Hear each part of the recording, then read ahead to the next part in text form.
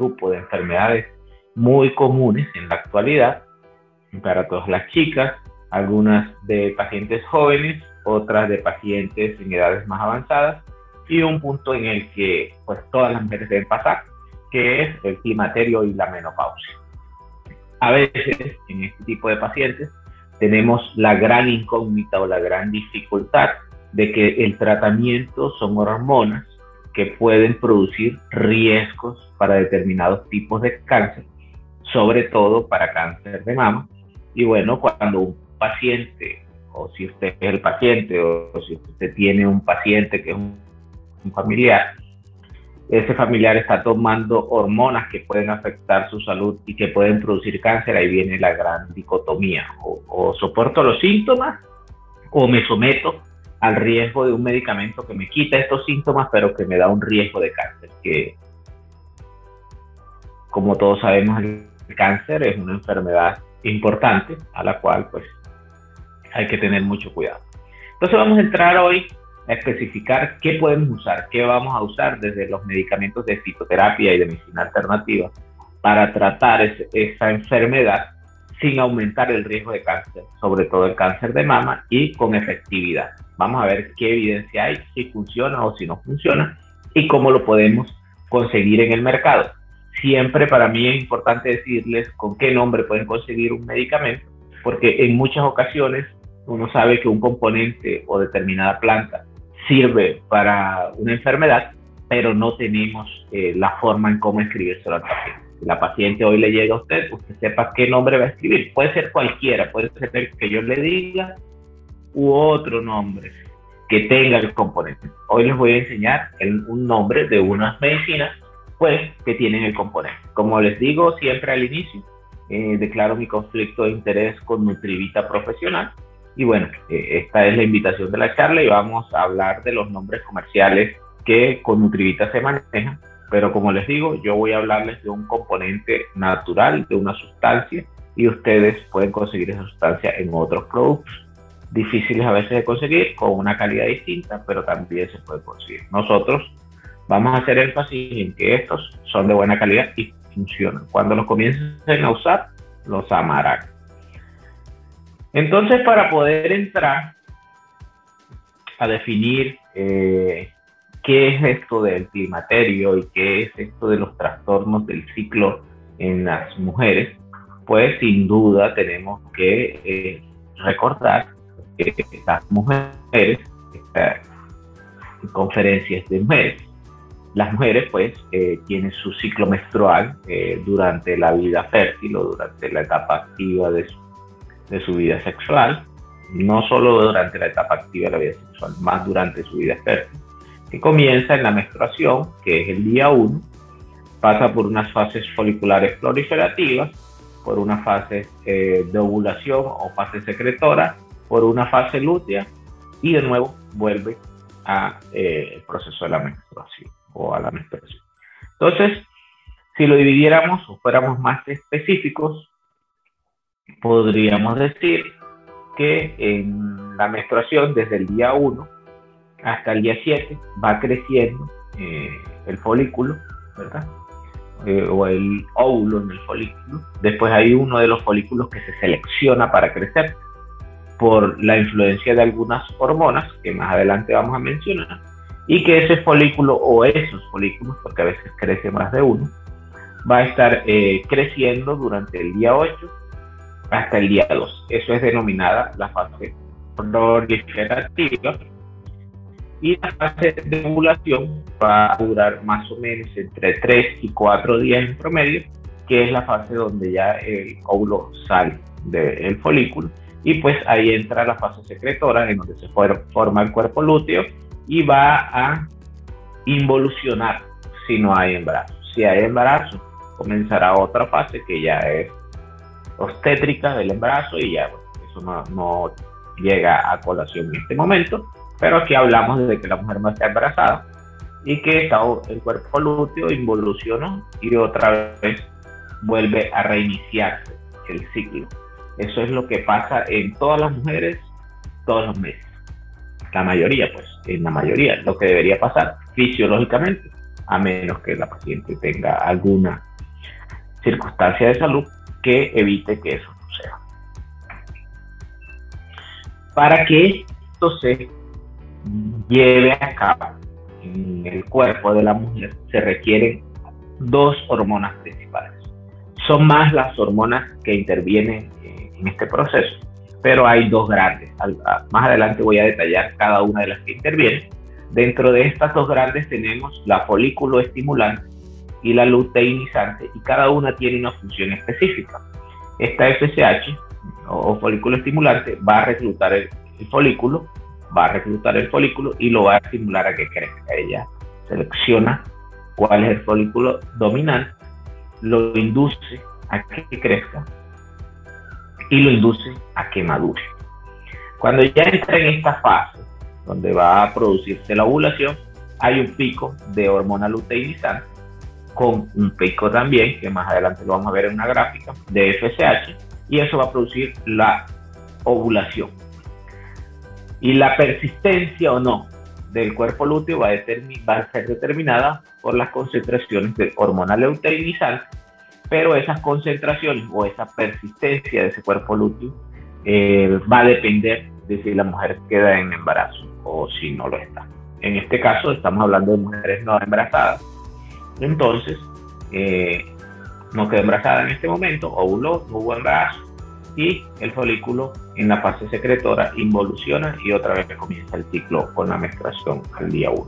Eso es lo fisiológico, lo normal, lo que sucede si no hay embarazo. Pero entonces, si vemos los picos de las hormonas, bueno, hay dos tipos o tres puntos de donde salen hormonas, o tres puntos importantes en la ovulación de una mujer. Uno es la hipófisis. En la hipófisis se produce la FSH y la luteinizante, que, como les mencioné, cuando va a presentarse la ovulación, hacen un pico. El pico más marcado es la luteinizante, y que es más o menos en el día 14, ¿verdad? Eso es lo que comúnmente se conoce, pero eso va a depender del tiempo del ciclo de cada mujer. Es el día 14 en una mujer con un ciclo de 28 días.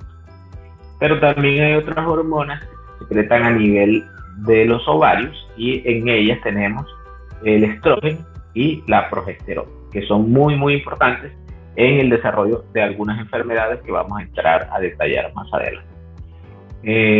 Cuando eso no sucede, pues se degenera el cuerpo lúteo, y cuando se degenera el cuerpo lúteo hay erosión de endometrio y se produce la menstruación en el día 28 y pasa otra vez al día 1. Aquí hay un dato muy importante, y es la temperatura corporal. En ginecología y en pacientes que ustedes tengan que quieran quedar embarazadas, una forma de medir el estado de ovulación de la paciente para hacer un coito dirigido es la temperatura corporal. Entonces usted le manda a la paciente que se ponga, cuando se despierte en la mañana, incluso sin levantarse de la cama ni nada, se ponga su termómetro, se mida la temperatura, y va a llegar un momento en el que va a haber un pico. O sea, en promedio 36,2, 36,3, 36. Cuando se hace el día que se hizo ese pico, un ejemplo, 36,8, ese día es el día generalmente de la ovulación, que coincide con los picos de FSH, de LH, y que coincide con la caída del estrógeno y con la ovulación común. Acá hay otra representación que es prácticamente lo mismo que ya habíamos mencionado y que no voy a entrar a detallar, donde hay una fase, se divide o está representado en solo dos fases, que es la fase folicular y fase lútea, pero recordemos que aquí hay una fase de ovulación, y aquí lo representan como ovulación netamente, pero es una fase porque requiere unos días. Sin embargo, si la dividiéramos en dos, estuviese dentro de la folicular y la lútea.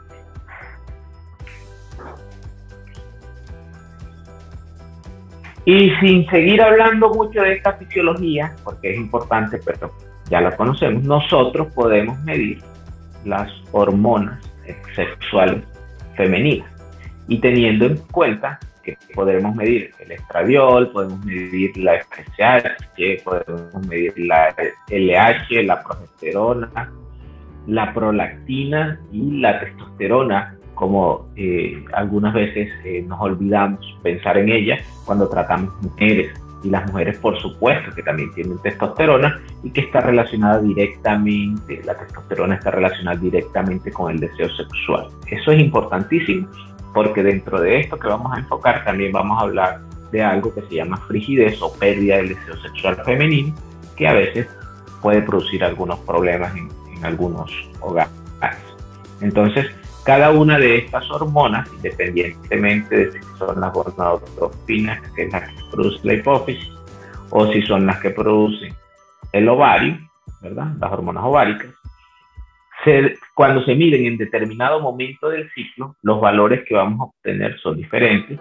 Por lo menos, si medimos estradiol, LH y FSH, por ejemplo, vamos a tener unos valores específicos a nivel temprano o a nivel tardío o en una fase lútea, y en cada uno de esos momentos pues los valores van a variar. Tenemos la ventaja de que la mayoría de los laboratorios nos ofrecen unos valores rango cuando nos dan el reporte, pero tenemos que tener claridad de qué queremos, qué es lo que queremos saber. Es que yo tengo una paciente que no puede quedar embarazada, por ejemplo, y le mandé a hacer un foliculograma y resulta que no se rompen los folículos. Bueno, entonces, ¿qué le quiere medir? Bueno, yo le quiero medir LH y FSH en el día 14 porque tiene un ciclo de 28 días. Bueno, se los medimos para ver si hace el pico o si no hace el pico y saber por qué no está ovulando. Hay formas de aumentar la sensibilidad a algunas hormonas y de aumentar la potencia de las hormonas del paciente con fitoterapéuticos, es lo que vamos a entrar a mostrar hoy, con evidencia clínica. No vamos a suponer ni hablar nada que no tenga evidencia en este caso. Aquí es importante, si hablamos de mujeres, si hablamos de trastornos endocrinos, no se puede llevar a cabo una charla sin mencionar los disruptores neuroendocrinos. Y aquí llegamos a la OMS, que sacó en el 2012 con la UNEP toda una información completa, una alerta sobre la disrupción neuroendocrina. Y los disruptores neuroendocrinos no son nada más que sustancias químicas exógenas que pueden actuar como hormonas.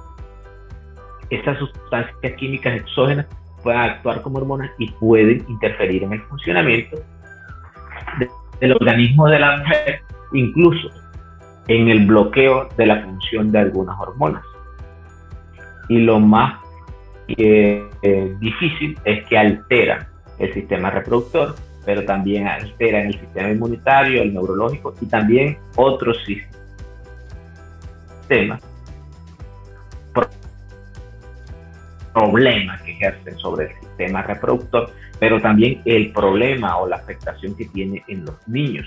Entonces, ¿dónde hay disruptores neuroendocrinos? En alimentos, disruptores neuroendocrinos, podríamos dar una conferencia completa de disruptores neuroendocrinos, en los alimentos, en el agua en bolsa cuando está a alta temperatura, secreta sustancias que son disruptores neuroendocrinos, en algunos talcos para los pies que tenían triclosan, son disruptores neuroendocrinos que ya se han mandado a recoger, y otras múltiples sustancias, incluso en algunos cánceres de mama se han hecho estudios de patología, pacientes con cáncer de mama, a la muestra en patología, y le han medido o han determinado las sustancias que tienen ese tumor, y muchas de estas sustancias son algunos disruptores que están en los desodorantes que usan las mujeres. Estos disruptores neuroendocrinos producen, según la publicación de la OMS, 4 cosas: infertilidad, síndrome de ovarios poliquísticos, endometriosis y afectan el climaterio. ¿Cómo afectan el climaterio? Más adelante vamos a ver. Recuerden que hay mujeres que dicen, es que yo pasé por la menopausia y yo no sentí nada. Pero también hay otras mujeres que tienen la menopausia y sienten de todo. Hasta lo que no se siente, lo sienten. Entonces allá vamos a entrar a ver cómo hacemos. Entonces, estos disruptores neuroendocrinos pues, pueden producir, tanto en el aparato reproductor y endocrino, todas estas enfermedades que les comenté, pero aquí hay algo muy importante, miren. Aquí hay un síndrome metabólico y diabetes. Eso es extremadamente importante porque vemos muchas mujeres diagnosticadas con síndrome de ovario poliquístico y jamás le han medido la insulina o no tienen tratamiento para la resistencia a la insulina. Y ese paciente tiene una resistencia a la insulina. Entonces aquí ya hemos visto varias cosas. ¿Cómo funciona el sistema endocrino femenino? Lo básico. Acabamos de revisar cuáles hormonas intervienen, por qué intervienen, y estamos viendo que esas enfermedades también producen un trastorno sobre la insulina, la diabetes y obesidad, ¿verdad? Hay otras afecciones, y acá no nos vamos a detener, pero hay afecciones, según este reporte de la OMS, sobre pacientes que tienen dificultad en su sistema inmune y tienen susceptibilidad a infecciones, enfermedades autoinmunes, asma, hipertensión, stroke, el cardiopulmonar y a nivel cerebral, Alzheimer, Parkinson y todos estos trastornos de déficit de atención. Entonces, ¿qué debemos hacer? Vamos a ver. Miren, tienen un feto expuesto a disruptores neuroendocrinos, ¿verdad? Que desde que está en el embarazo, ¿quién está embarazada? La mamá. Entonces ahí se expuso. Este feto, digamos que es una niña, y esa niña que se expuso en este momento, y recordemos por qué pongo esta imagen, que también es de la publicación de la OMS, ¿por qué la pongo si vamos a hablar de ginecología? Porque los óvulos de las mujeres están desde los 6 meses de edad gestacional, a diferencia de los hombres, que van produciendo espermatozoides a medida que va avanzando en la edad o durante la vida. Las mujeres ya tienen toda su carga de óvulos desde que nacen, desde antes de nacer. Entonces esa exposición a disruptores neuroendocrinos en la gestación puede producir enfermedades en los niños, en la pubertad y en cualquier etapa de la vida, siendo expuesto incluso desde la gestación. Entonces, cada una de esas enfermedades que vimos anteriormente se presentan de una u otra manera en etapas de la vida distintas.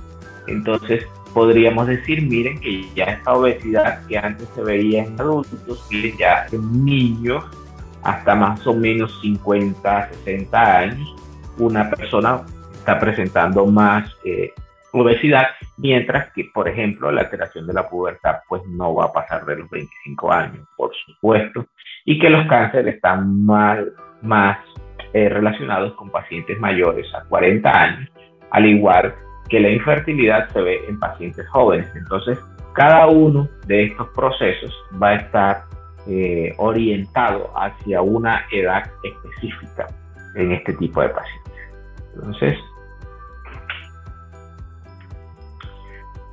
no quiero detenerme más en esto, pero como última diapositiva de esta introducción de los disruptores neuroendocrinos, se han hecho estudios a nivel mundial, y esto iba más o menos hasta el 2005, en donde miren en cada uno de los países cómo ha aumentado la incidencia en mujeres con cáncer, ¿verdad?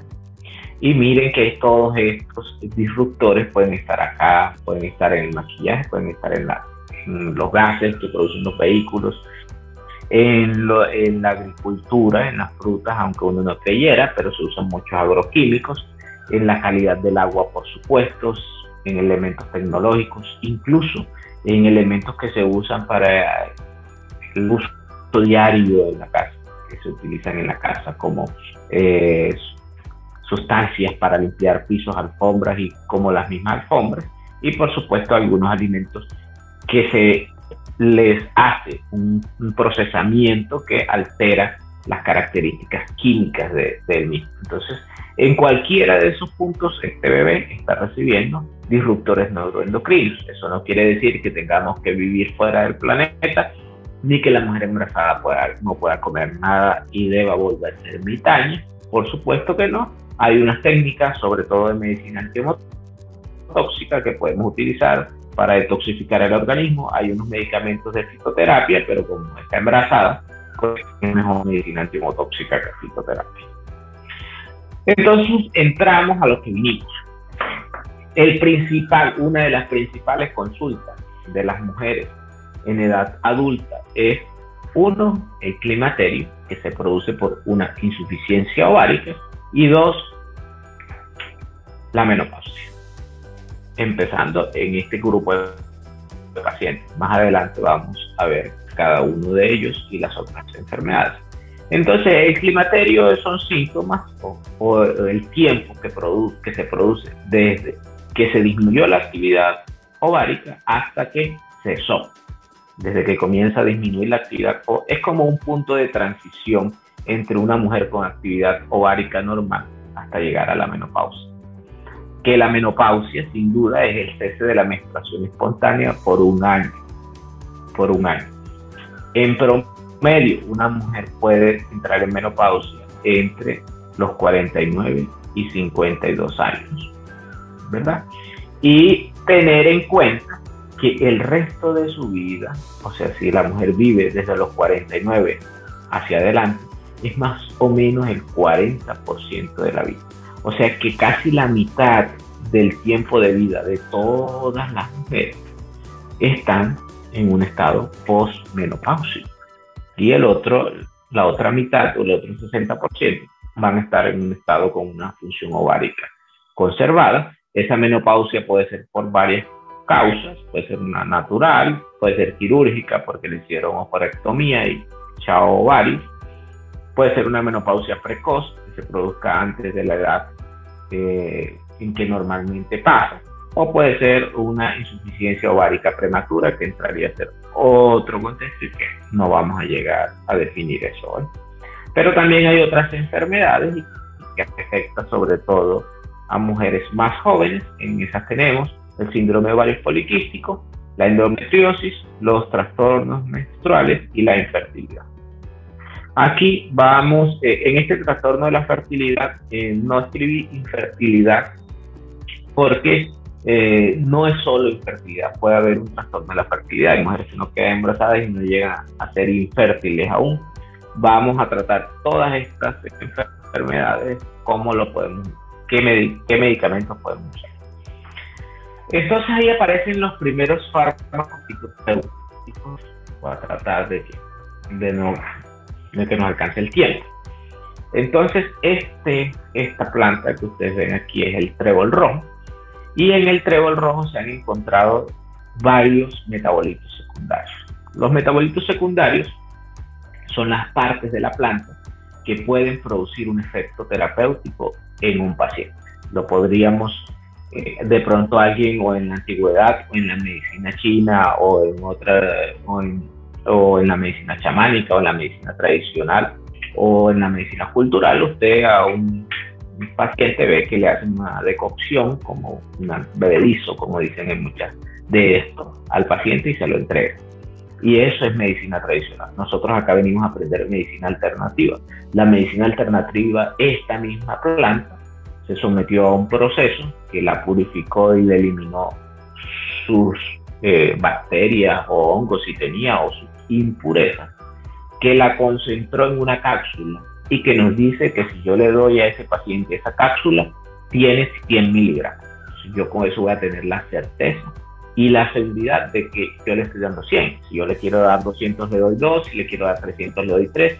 Puedo modificar las dosis siendo un componente natural, sin necesidad de volverlo un componente artificial. Entonces ese trébol rojo tiene amplia variedad de isoflavonas y son estructuralmente diferentes a la soya. Y resulta que aquí entra todo ese dilema de que si la soya produce cáncer de mama o no. Eso depende de unos receptores, que si la paciente tiene o no receptores HER2 positivos o negativos. De acuerdo a eso vamos a determinar si le podemos dar soya o no. Sin embargo, nosotros acá el complemento o el suplemento o el tratamiento que les voy a presentar tiene como base trébol rojo, porque difiere a la soya en eso. Entonces los tres principales componentes que tiene es la hormononectina, es la biocatinina y es la irilona. La irilona es el que tiene el principal efecto terapéutico, a pesar de que, si se dan cuenta, tiene solo del 5 al 10%. Tendría más otros componentes bioactivos, y la mayoría de la evidencia y el efecto terapéutico lo produce generalmente por la irilona. Entonces, ¿qué efectos hay del uso de irilona? Entonces, la irilona aumenta la sensibilidad a la progesterona. Entonces, ahí entramos a ver en el momento en que vimos cómo se da el ciclo menstrual de la mujer. Cuando nosotros le suministramos un medicamento que tiene trébol rojo, ya sabemos por evidencia clínica que lo que vamos a hacer es aumentarle, mire, con irilona, la sensibilidad a la progesterona de ese paciente. O sea que no necesitamos aumentar la cantidad de progesterona si el paciente requiriese progesterona para hacer el efecto terapéutico. Entonces no le doy progesterona micronizada, sino que le puedo dar trébol rojo, y con la progesterona que tiene el paciente, aumentándole la sensibilidad, le disminuyo el riesgo de cáncer por el uso de ese medicamento, por ejemplo. Entonces, tuvo mayor impacto en la activación de receptores a medida que se aumentó la concentración. Cuando aumentamos la concentración o cuando aumentamos de irilona, miren cómo se impactaron los receptores usando progesterona y usando irilona. Cuando no se usó, pues el efecto fue menor. Además de eso, no hubo un aumento del tejido uterino y tampoco hubo un aumento del endometrio, que son los efectos que se producen con otros medicamentos. Entonces, en este caso, decimos con certeza de que uno de los efectos del trébol rojo por su metabolito secundario irilona es aumentar la sensibilidad a la progesterona, y no le estamos dando progesterona al paciente, le estamos aumentando la sensibilidad a la progesterona en este caso. Pero ¿para qué también se ha usado el trébol rojo? Como una alternativa, como terapia de reemplazo hormonal. Entonces, miren, los extractos del trébol rojo tienen una alta afinidad por el receptor de estrógenos alfa, por el receptor de estrógenos beta, por el receptor de progesterona, que ya lo mencionamos hace un momento en el otro trabajo, y también por el receptor de andrógenos. Como dato, en este trabajo se encontró que también nos disminuye el riesgo de cáncer de mama. Entonces, a diferencia de las isoflavonas de soya, las isoflavonas de trébol rojo no nos aumentan el riesgo de cáncer de mama. Ahora vamos a ver otros compuestos activos que están dentro de lo que vamos a presentar, y se van a dar cuenta que nos va a ayudar a disminuir el riesgo de cáncer de mama, con evidencia, nada de suposiciones. Acá pues no voy a entrar a detallar esto para que nos podamos entrar en los otros metabolitos, pero esta es la escala donde inicia el colesterol, la prenolona, y comienzan a salir todas la progesterona y todas las otras hormonas, y estas es las vías enzimáticas involucradas, donde 1, 2 y cada uno de esos números corresponde a cada una de las enzimas que produce el efecto para dar el paso al siguiente estado de la hormona, como precursor para volverlo el siguiente estado de la hormona, y de esa manera, pero todas miren dónde comienzan, en colesterol, en grasa. Eso es importante, saber que comienza en grasa, porque vamos a ver por qué yo le doy omega 3 de alta calidad a una paciente menopáusica. Porque es que los ácidos grasos transportan hormonas y son una de las bases de la síntesis de las hormonas femeninas. Eso es importante. Más adelante vamos a ver por qué se necesita. Entonces, en este trabajo se evaluó la soya frente al trébol rojo. Aquí está, bueno, aquí no está la literatura, pero en el trabajo se puede conseguir cada uno de esos trabajos que se evaluaron, siempre. Se le daba una cruz cuando tenía un efecto beneficioso, y se le daba una cruz y un menos cuando no se sabía si tenía ni efecto beneficioso ni efecto adverso. Y si se dan cuenta, el único en el que no se sabe si tiene efecto adverso o beneficioso es en la enfermedad cardiovascular, el caso del trébol rojo, pero sí tiene efecto beneficioso en disminuir el riesgo de cáncer de mama, el cáncer de próstata, el cáncer de ovario y disminuir la osteoporosis. Mientras que la soya, mire, ni se sabe si bueno o malo, ni se sabe si bueno o malo, y no se sabe si es claro todavía con respecto al cáncer de mama. Ni se sabe ni bueno o malo en próstata, ni se sabe ni bueno o malo en osteoporosis, y lo que sí se sabe es que disminuye también el riesgo de cáncer de ovario y disminuye en algo el riesgo también cardiovascular. Eso es muy importante porque hay unos componentes, otros componentes que tiene el trébol rojo, como son la hemisteína, y también los tiene la soya, que cuando se usa en soya a menos dosis, y en el trébol rojo no depende de la dosis, pero cuando se usa en dosis baja, al parecer no tiene ningún efecto de riesgo sobre el cáncer de mama, pero sí nos mejora la sensibilidad a la insulina. Y aquí entra un detalle muy importante. Yo les decía al principio que muchas de estas enfermedades, como el síndrome de ovario poliquístico y como la endometriosis, tienen de base una resistencia a la insulina. Entonces, aparte de mejorarme la sensibilidad a las hormonas femeninas, también me va a mejorar la sensibilidad a la insulina. Muchas de estas pacientes le mandan un fármaco para disminuir la resistencia a la insulina, pero si aquí estamos haciendo todo en una sola medicina, para ese paciente va a ser mucho mejor. Y bueno, lo hace aumentando la expresión de los genes, de los PPAR alfa y de los PPAR gamma. Y ya todos saben que eso aumenta la afinidad al receptor de insulina y disminuye la resistencia de la insulina. Bueno, estos metabolitos comparados por separados no demostró que afectaran la glicemia, pero recuerden que cuando tenemos el extracto de trébol rojo no separamos ninguno de los metabolitos, sino que esos metabolitos secundarios van todos juntos en el extracto, ¿verdad? Hay otra planta, esta planta es Angelica H. angelica. La Angelica H. angelica tiene efectos sobre la inflamación, suprime radicales libres y disminuye la agregación del beta-amiloide. Recordemos que el beta-amiloide, cuando hablamos en la conferencia de enfermedad neurológica, dijimos que en estas enfermedades neurodegenerativas se acumulaba beta-amiloide a nivel cerebral. Bueno, vamos a tener ese beneficio sin necesidad de buscarlo. Estamos haciendo un tratamiento para una paciente que tiene un trastorno neuroendocrino y bueno, también vamos a obtener una mejoría sobre esta parte del sistema neurológico. Además, ¿qué es lo que dice la familia cuando la mamá o la abuela está en el estado de climaterio o de menopausia? No es que ahora se pone brava por todo. Bueno, al parecer tiene un efecto. Este mecanismo de acción tiene algún efecto sobre el estado emocional del paciente, y esto también ayuda a que ese paciente no esté tan irritable. Esta angélica también ha demostrado que tiene citotoxicidad contra células del cáncer de mama. O sea que yo estoy dando trébol rojo que no me aumenta el riesgo de cáncer de mama.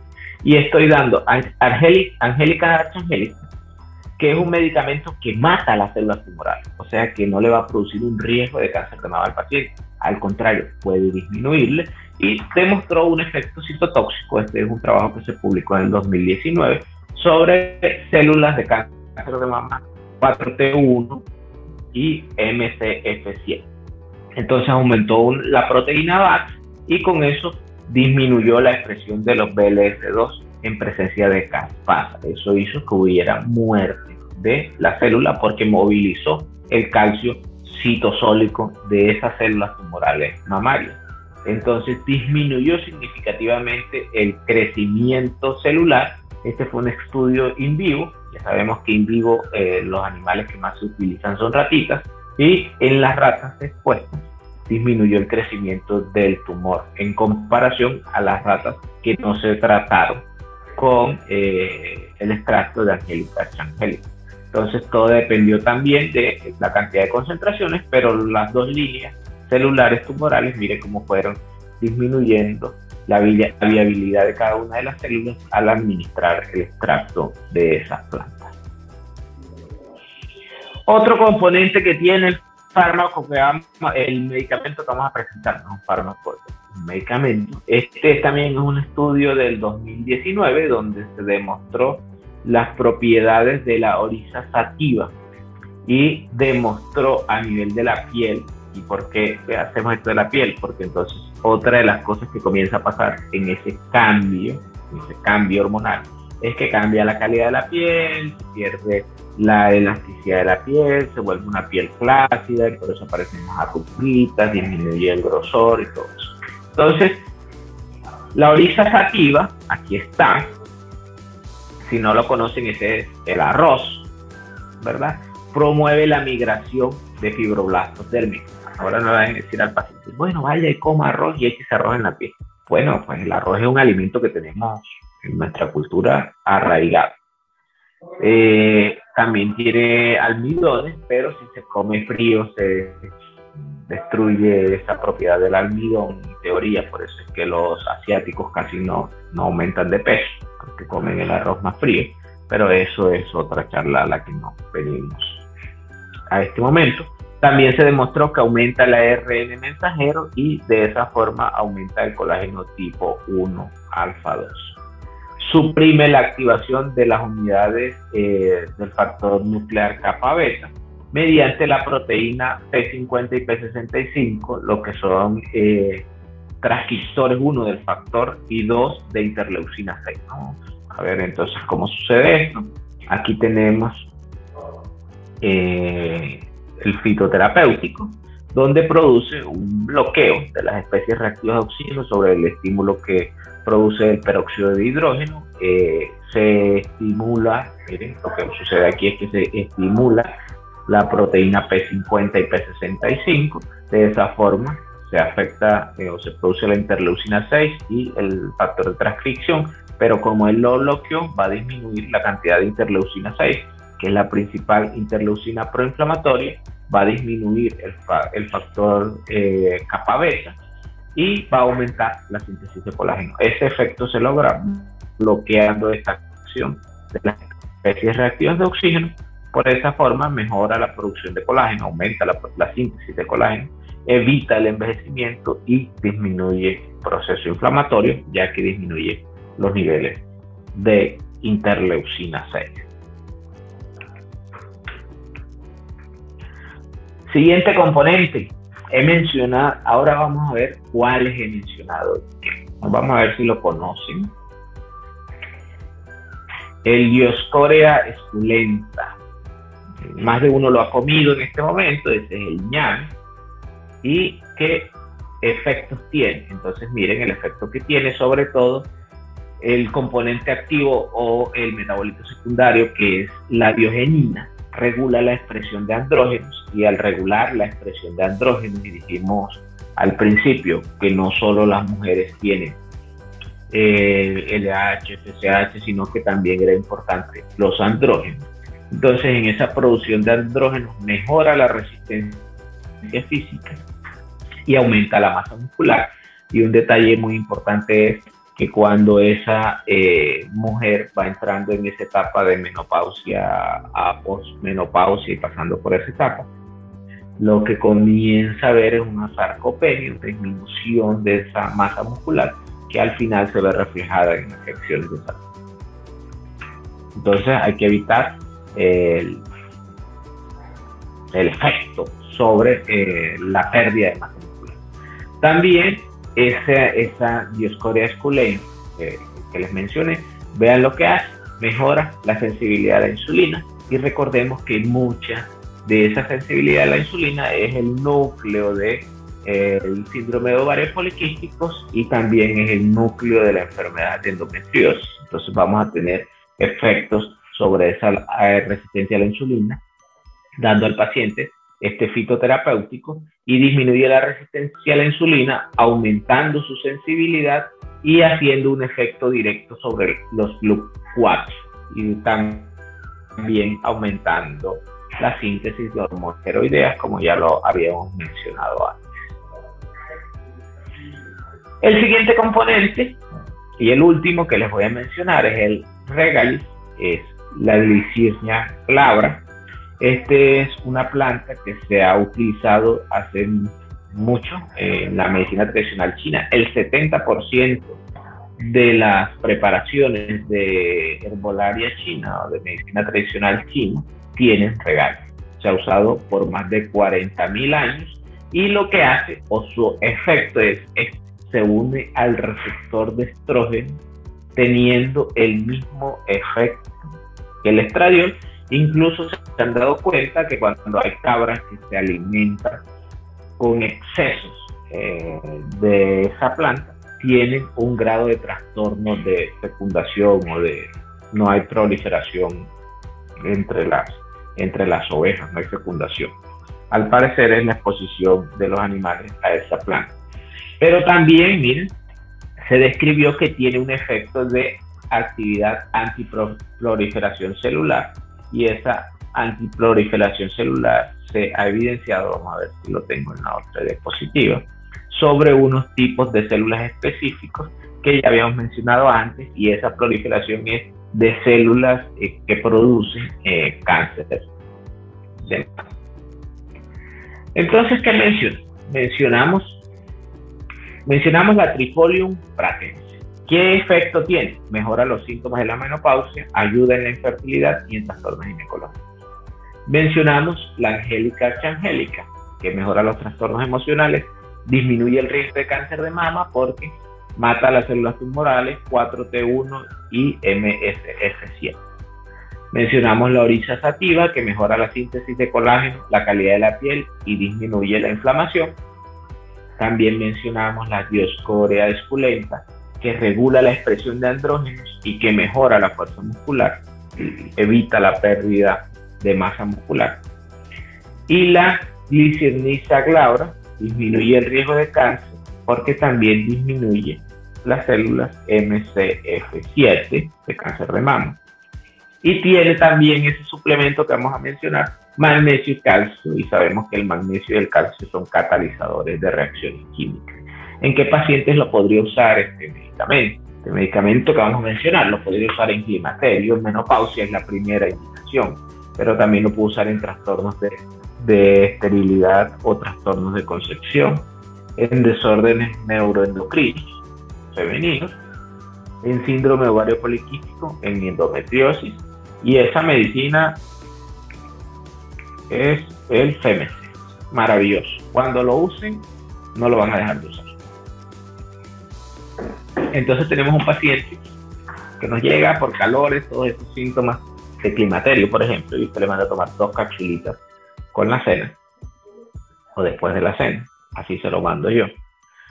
Ese paciente, y la dosis son 2 cápsulas una vez al día, va a ser muy fácil de cumplir, 1, y 2, el efecto terapéutico que va a encontrar el paciente va a ser que para ella sea, o sea, no lo deja la paciente, porque se va a sentir mejoría en todos los síntomas. Además de que aparte de mejorarle los síntomas, nosotros vamos a estarle dando unos medicamentos o unos componentes en ese medicamento que ya lo sabemos por evidencia científica que van a disminuir el riesgo de cáncer de mama, a diferencia de lo que puede producir un reemplazo hormonal, que lo que va a hacer es todo lo contrario, aumentar el riesgo de cáncer de mama de los pacientes.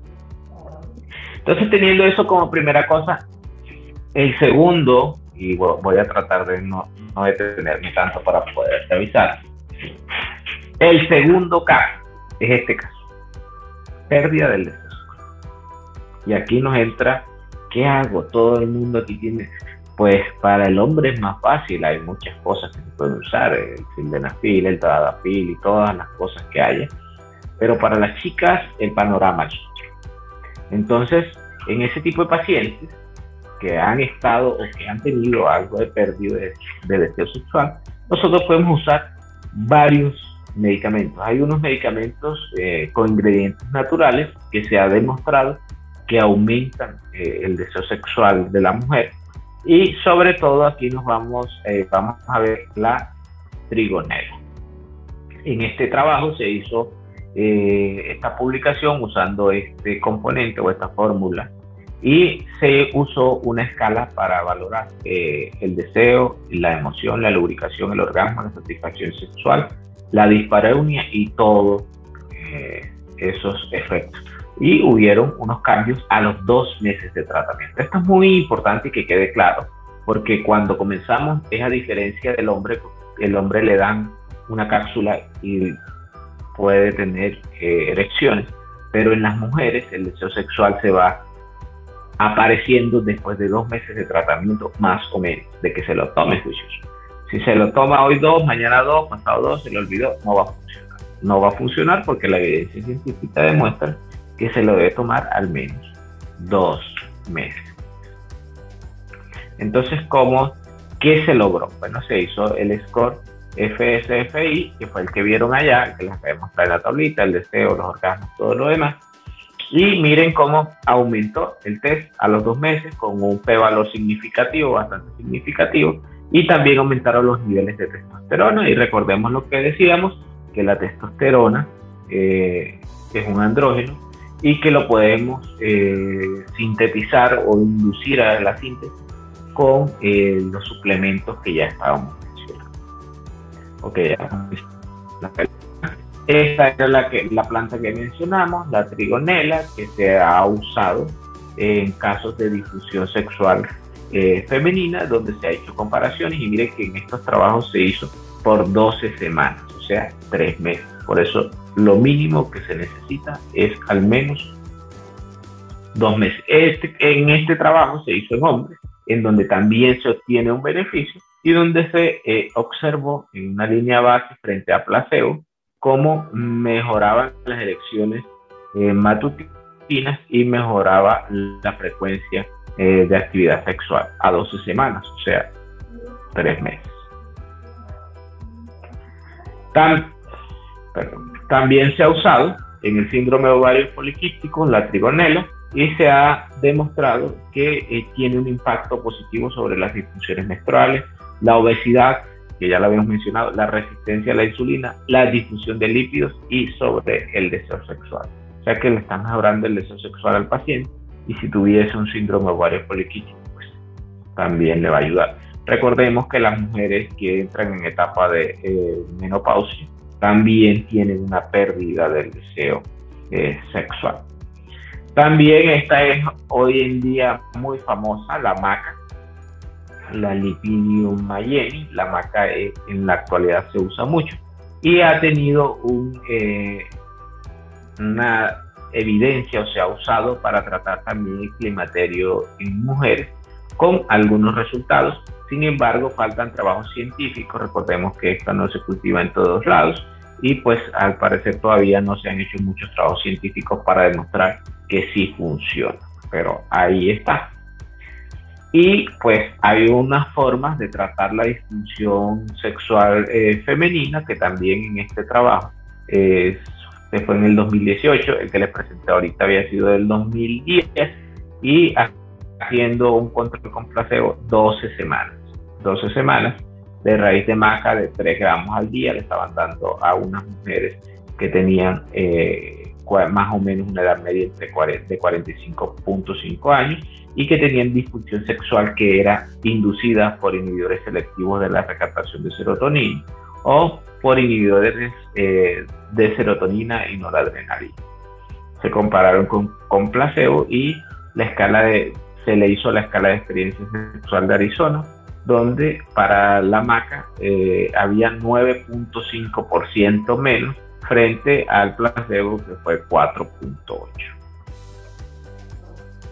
Entonces, teniendo todo esto en cuenta, tenemos que la trigonela tiene como efecto que mejora la resistencia a la insulina, que aumenta el deseo sexual, y está indicado en el síndrome ovario poliquístico. Aumenta el deseo sexual y la ovulación, que es fundamental. Pacientes por lo menos que quieren tener bebés, tú le mandas el tratamiento que, aparte de que va a mejorar el deseo sexual, va a mejorar la ovulación. Y está indicada también en trastornos menstruales. Mientras que la maca mejora la fertilidad, es afrodisíaco y alivia las irregularidades menstruales. Tenemos otros metabolitos que están presentes en este medicamento, que va a servir para que aumente el deseo sexual femenino, Surfen.